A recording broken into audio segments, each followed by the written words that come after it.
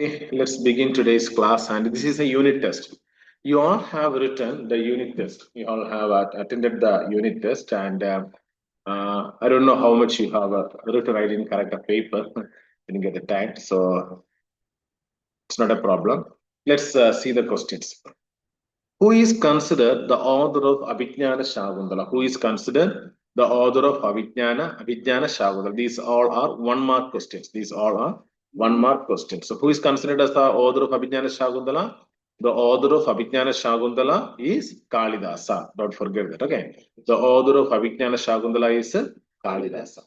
He is one of the greatest Sanskrit poets and dramatists in ancient Indian literature. So, who is Kalidasa? Kalidasa is one of the greatest poet, greatest poet and dramatist, greatest poet and dramatist in ancient Indian literature.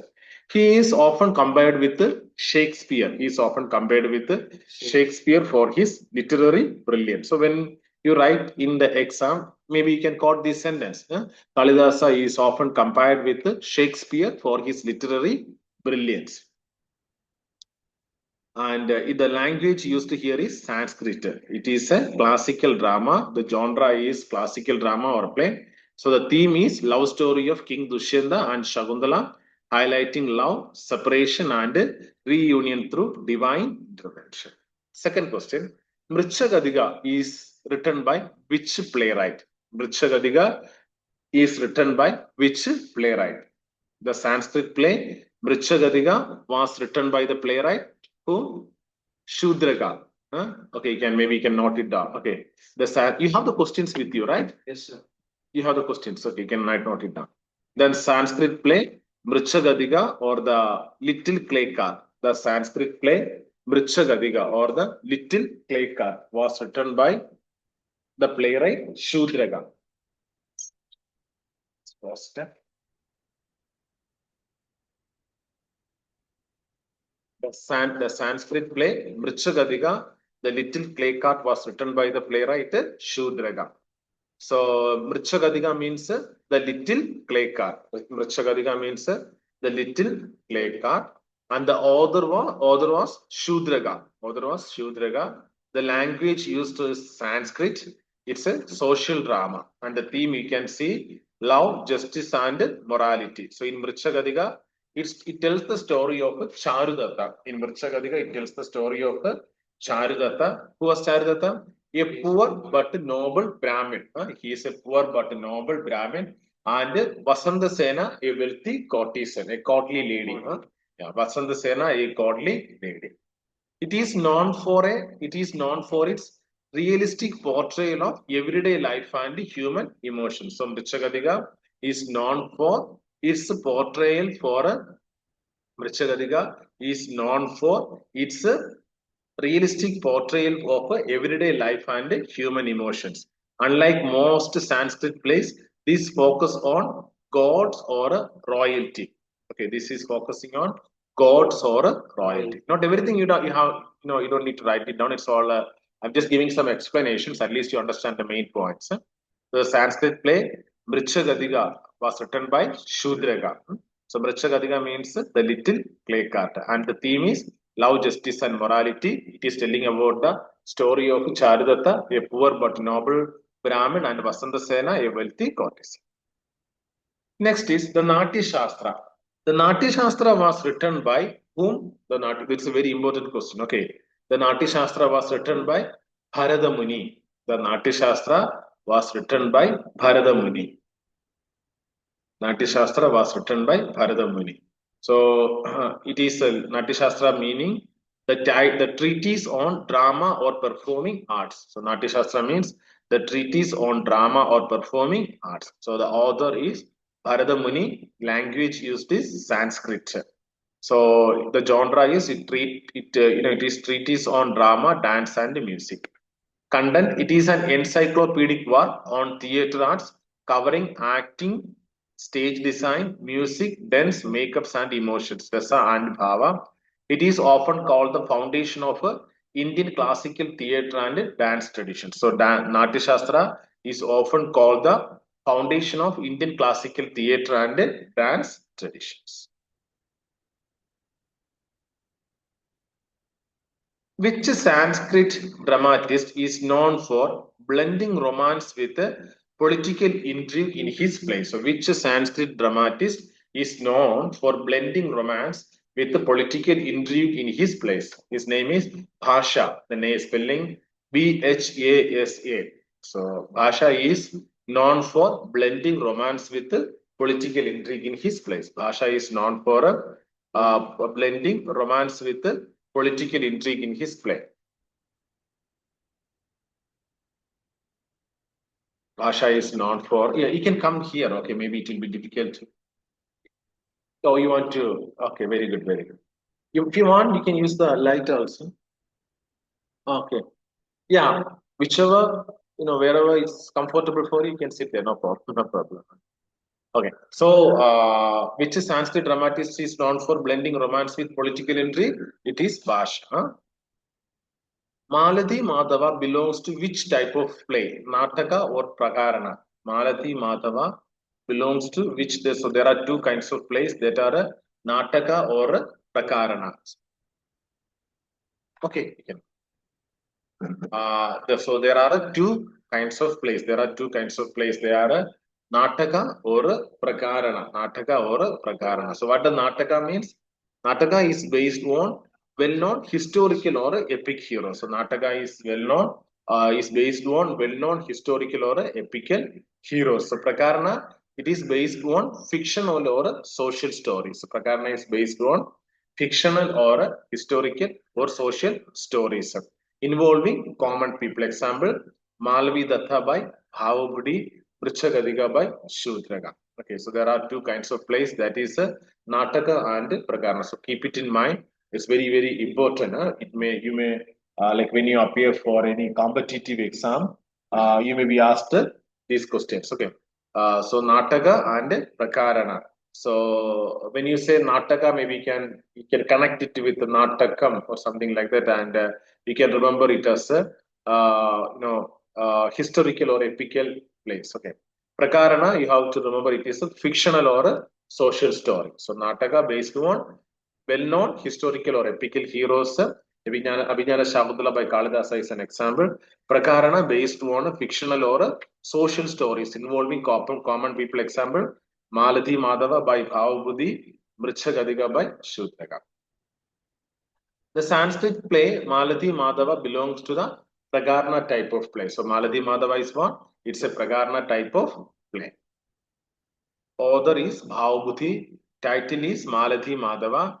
Type Prakarna, a play based on imaginary or social themes, not a epics or a history. Theme, a romantic drama centered on the love story of Madhavi and Madhava mixed with adventure and suspense. Next is annotation.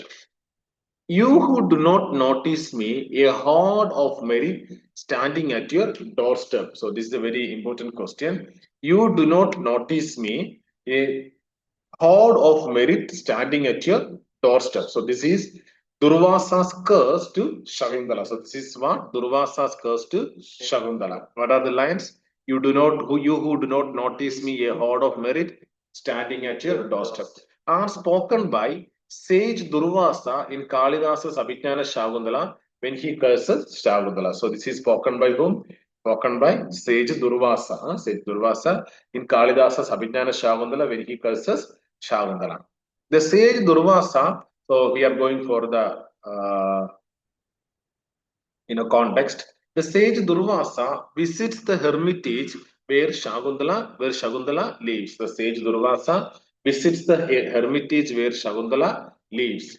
Absorbed in thoughts of King Dushyanta, she fails to notice him and offer hospitality. So, what is happening with Shakuntala? She is absorbed in the thoughts of the King Dushyanta. So, you can use this language. It's a good language. Okay, Shakuntala is absorbed in the thoughts of King Dushyanta, and she fails to notice Durvasa Rishi and failed to offer him hospitality.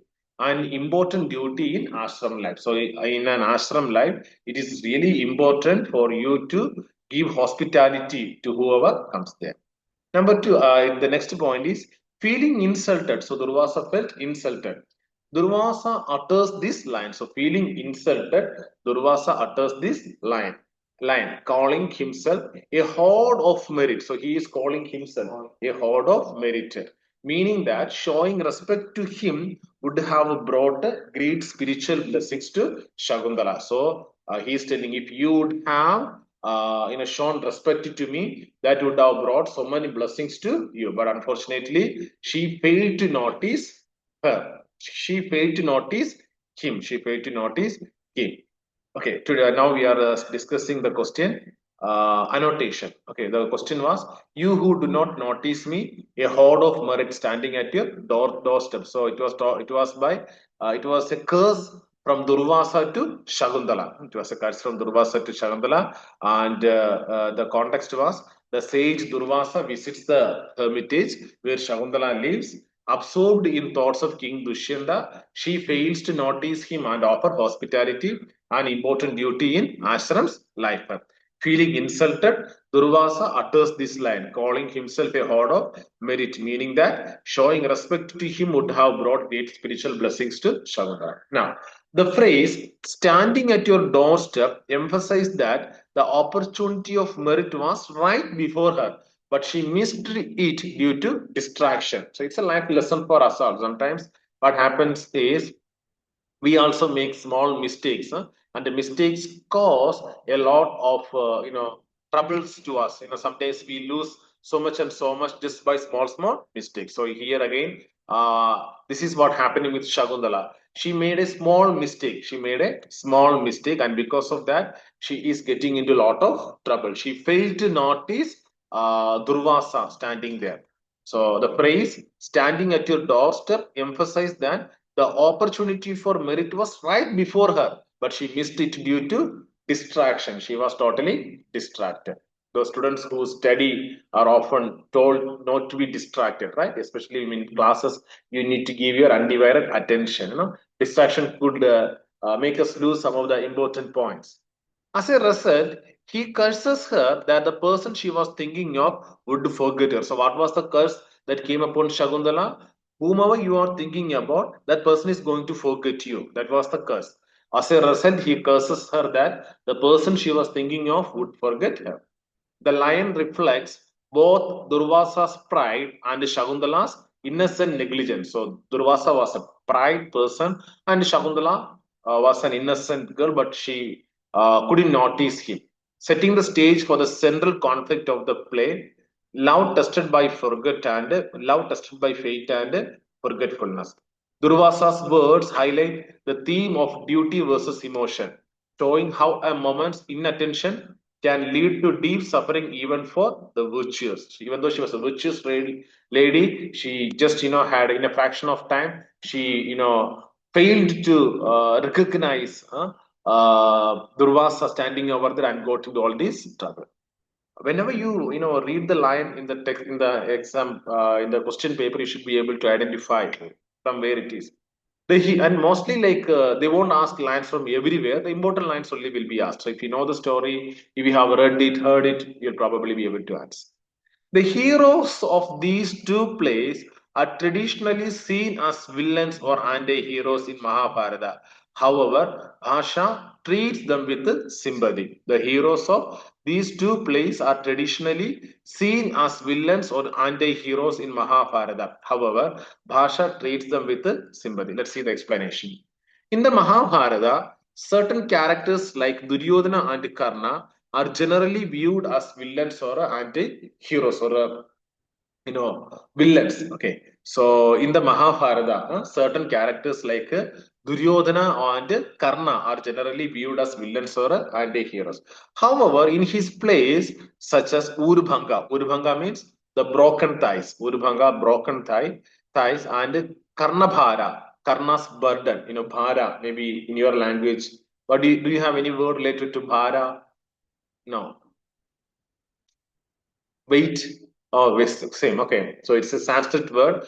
Karna. What do you say in Andhra, Telangana? Telugu. No. Okay. So Bhara is again some Malayalam also Bhara means something heavy. So Karna Bhara means Karna's burden. Karna's burden. Do you have anything like that? Yeah. Bhara.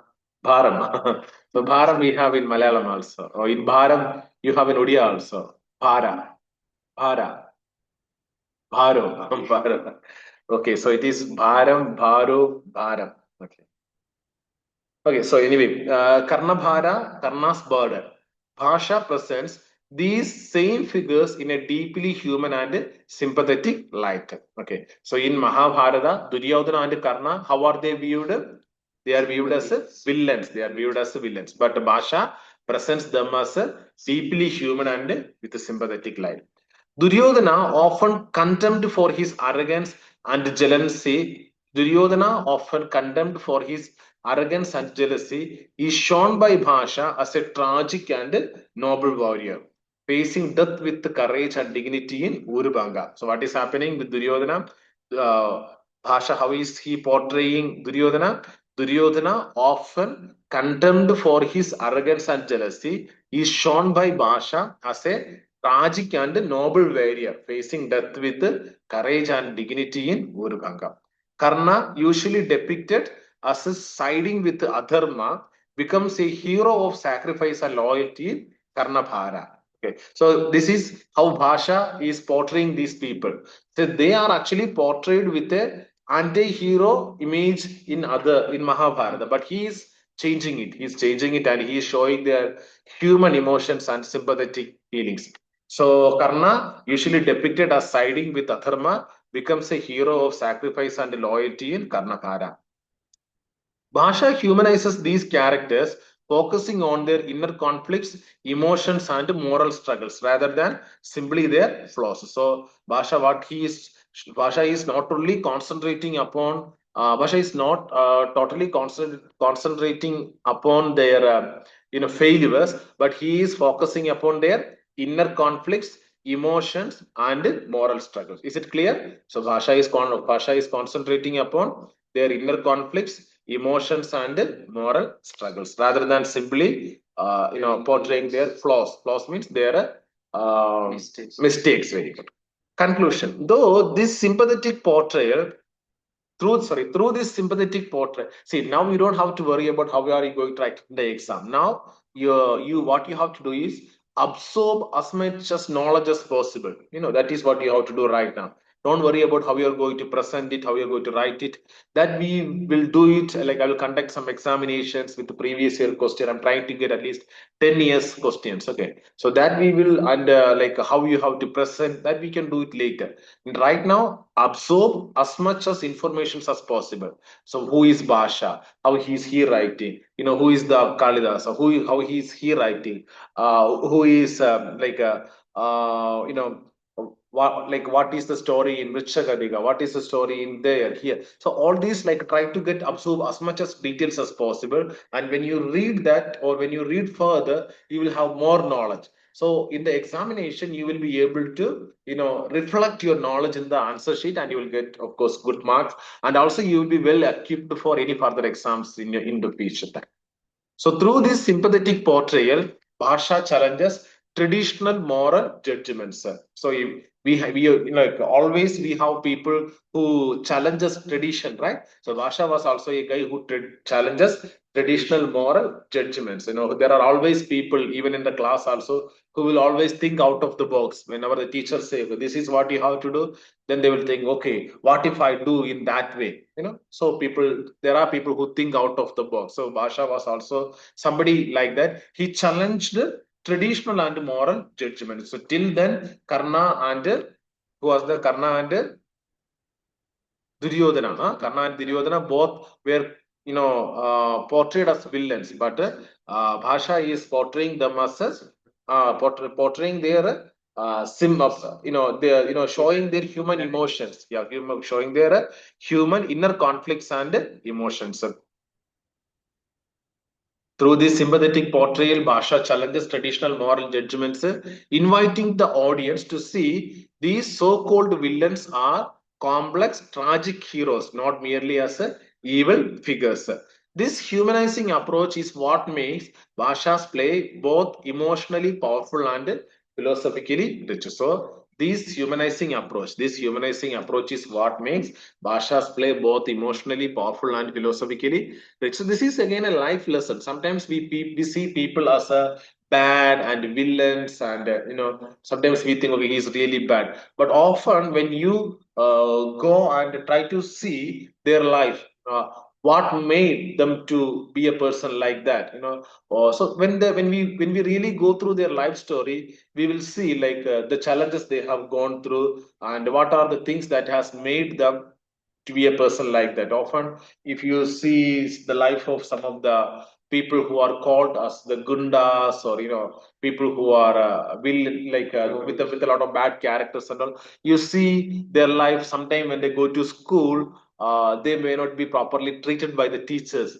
And you see so much time what happens is, like, the students who are weak in their studies are often humiliated by the teachers in the class, and they lost their interest in the class, and they really feel that frustration within them, and they always have that anger against the other students, because they want to study but they couldn't study, the others could study and come up in their life, so they again become anti-social elements and they want to give some harm to the people. So when you become a teacher, whenever you get an opportunity to train people and all, you make sure like all are treated equally. So when you keep somebody away because they are not studying good or they're not intelligent, things like that, they could get into problems, like they could grow with a negative attitude towards the society. So this is a lesson for us again, like we have to treat everyone equal. Sometimes what happened, it's one of the thing with our educational system is that we don't really bring the real talents of the children as they are. Sometimes what happens is like all students are tested equally, but students have different talents. Somebody who is not so good in studies may be very good in the sports or something or the other. So people are different in their talents.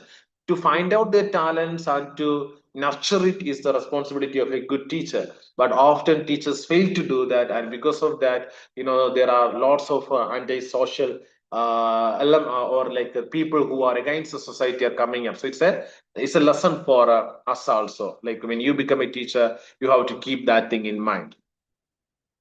The Sanskrit tradition did not, next question, the Sanskrit tradition did not have so much prohibitions that required male actors to perform the role of female leads. So this is again that like we already have discussed about it. Like this is one of the thing that is distinguishing Greek drama from Sanskrit drama. In the Greek drama, the female role has to be performed by the male only, but not in the Sanskrit. The Sanskrit tradition did not have such prohibitions that required male actors to perform the role of a female leads.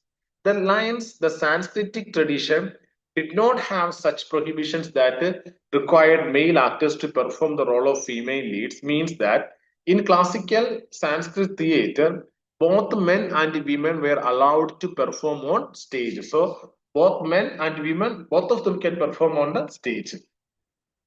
Unlike in some ancient theatrical traditions, unlike in some other ancient theatrical traditions such as Greek or Elizabethan drama, where women were not permitted to act and men had to play both female roles. So what is there? In some of the theatrical traditions in the Greek and Elizabethan drama, women were not allowed to, women were not permitted to act. So the men have to act the female role. The men has to act the female.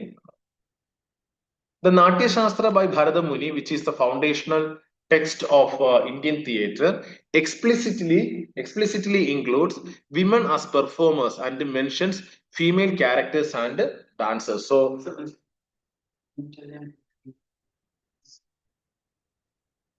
yeah. Okay. Yeah. Okay. Fine. So the Natya Shastra by Bharata Muni, which is the foundational text of Indian theatre, explicitly includes women as performers and mentions female characters and dancers. Ancient Indian drama recognized the equal artistic participation. So in Indian tradition, the women and the male both can perform of both genders in acting, singing, and dancing. This openness shows that Sanskrit theater was more inclusive. The Sanskrit theater was more inclusive. You know the words inclusive and exclusive, right? Yeah. Inclusive, valuing the authentic portrayal of emotions over gender restrictions. In short, the line highlights the progressive and inclusive nature of the Sanskrit dramatic tradition where women had an active and respected place on stage, a contrast to many other early theatrical cultures. Next question, it's an important question.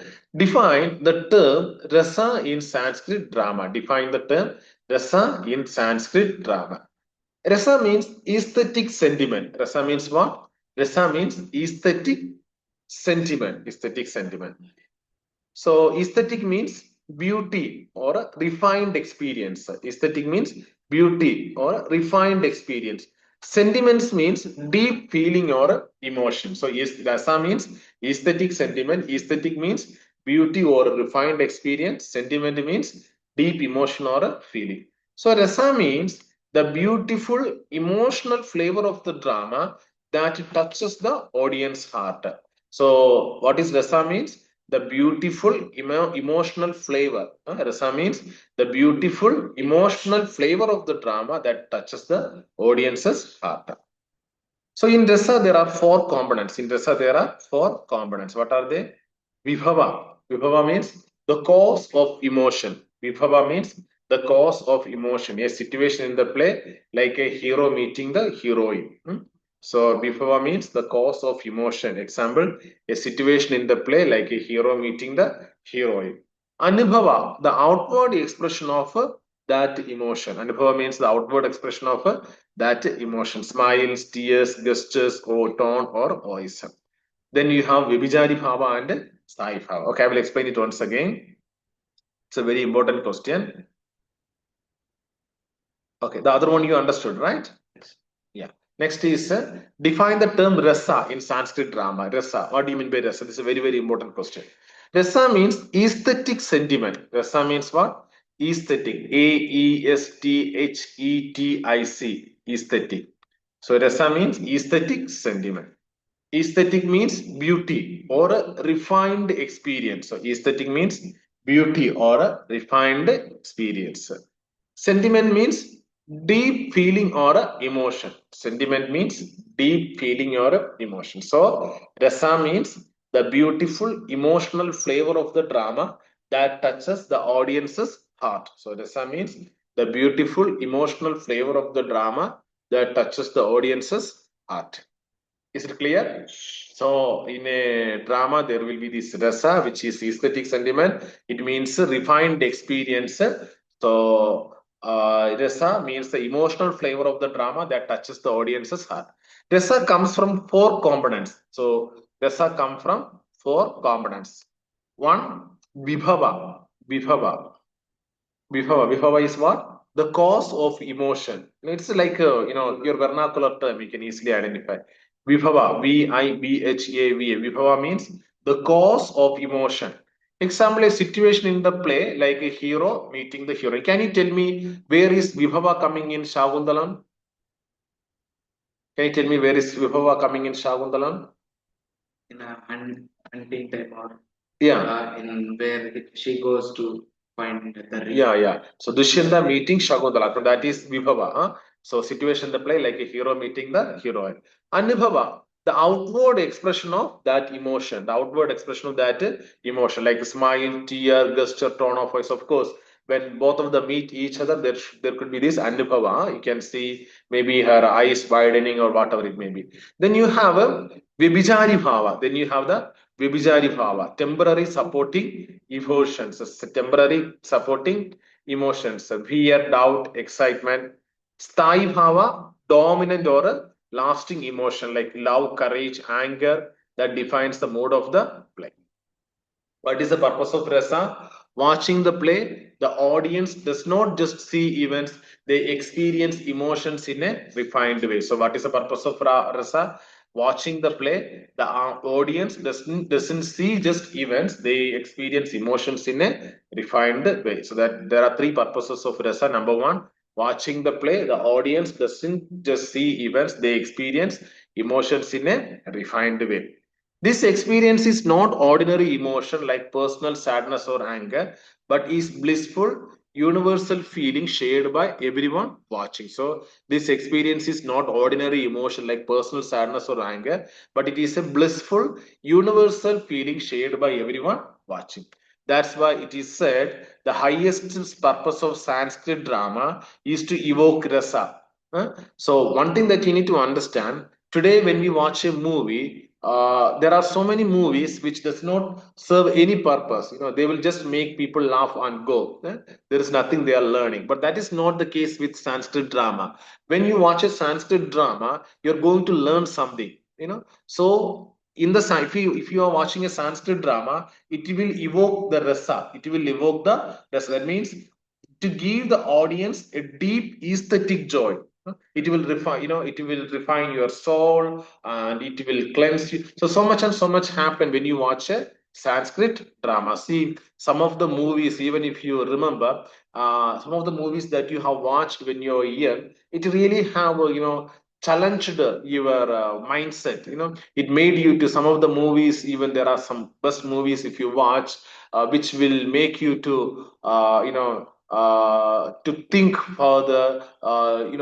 It will challenge you to go further in your life. So in the same manner, the in the Sanskrit drama there is this rasa. There is this rasa, and when the rasa is being evoked, that will bring a great aesthetic joy upon the audience. So, in simple words, rasa means the emotional essence of drama. It is created by situations, expressions, and feelings in the play. Its goal to lift the audience to a higher emotional and spiritual experience. Let's connect it with Abhijnana Shagundala. Say, please answer the question. Vibhava, what is the cause of emotion in Shagundala? What is Vibhava? What is the meaning of Vibhava? Uh, Cause of emotion. Now, where can you see Vibhava in Abhijnana Shagundala? Where can you see Vibhava in Abhijnana Shagundala?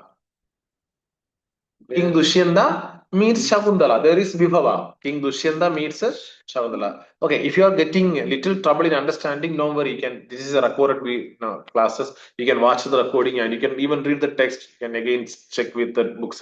So Vibhava means King Dushyanta meets Shagundala at the hermitage.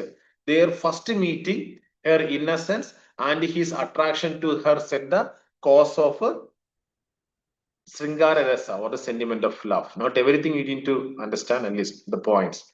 Second one, Anubhava. Anubhava, visible expression of emotion. Where it is in the Abhijnana Shagundala? Anubhava, where is the visible expression of emotions happening? When both of them are meeting, Shagundala blushes. Blushes means, yeah, her cheeks blushed. She lowered her eyes, hesitate to speak. All these are, imageries of love. Blushing of the cheek and lowering the eyes and hesitating to speak. All these are imageries of love. Dushyanta shows admiration. He is speaking tenderly, tries to win her affection. These outward gestures express the inner love developing between them. What are Vibhijari Bhava? What are the supporting emotions there? Temporary emotions appears throughout the play. Anxiety, when Shagundala longs for Dushyanta. Dushyanta has left and Shagundala is longing for her. Anxiety. Sorrow, when she is cursed by sage Durvasa and forgotten by her husband. So that is again Vibhijari Bhava. Hope, when there are signs she might be united. So these all are supporting emotions. These keep shifting, but they all support the main rasa. Final one, Sthayi Bhava, that is dominant emotion. The central or lasting emotion is love, that is Sringara Rasa. Even through separation, despair, and suffering, the underlying feeling is love. In the end, when Dushyanta recognizes Shagundala with the lost ring, love is fulfilled and the play reaches its blissful condition. Is it clear? The aesthetic experience, Rasa as bliss for the audience watching Shakuntala's purity, her suffering, and her reunion with Dushyanta. They do not just see a story; they feel a refined universal love that goes beyond personal romance, sometimes something spiritual and deeply moving. This aesthetic joy, Ananta, is what Sanskrit drama aims for, the highest purpose of rasa. This aesthetic joy is what Sanskrit drama aims for. What are the five transitions of an ideal Sanskrit play? What are the five transitions for an ideal Sanskrit play? The five transitions of an ideal Sanskrit play are: number one, Mukha. Mukha means origin, the beginning or seed of the plot. Number two, Pradimukha means incident, development of the story through good and bad events. Third one, Garbha or germ, good actions or events pointing towards the aim. Vimarsha or crisis, yeah. Bad actions or events outweigh the good and divert from the aim.